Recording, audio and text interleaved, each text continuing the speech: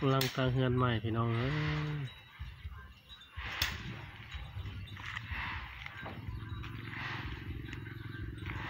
เอาลูกชายนะไปครับทิศไว้ลูกอะไร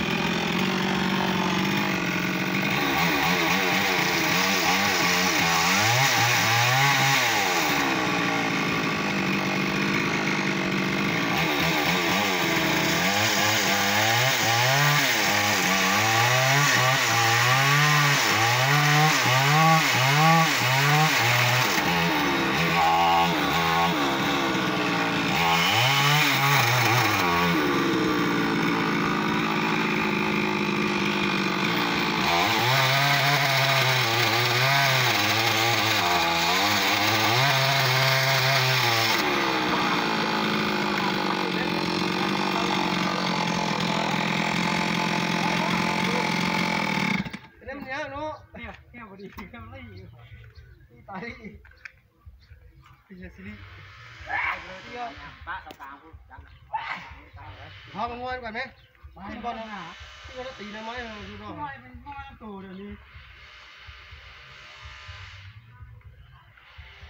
ไปเลยป้ากลางลงมาไม้ต้น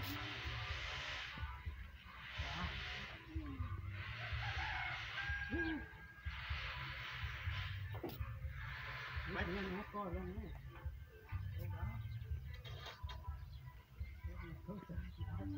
ใส่นะใส่ตัดมือซ้ำตัดมือนะนะจักนะบางนี่ตัดมือเลยนี่จักพีล่ะจะไปใส่ก็ไม่ได้ไปอยากเฮ็ดยังไงไม่เฮ็ด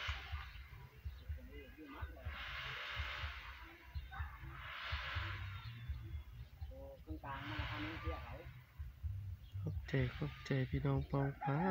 ยอย่าลืมกดไลค์กดแชร์กดติดตามนะพี่น้องเด้ออันนี้เป็นเฮ็ดเฮือนใหม่พี่น้องเอ้ยเฮ็ดเฮือนใหม่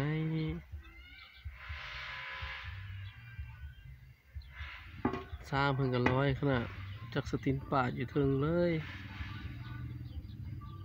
ขอบใจ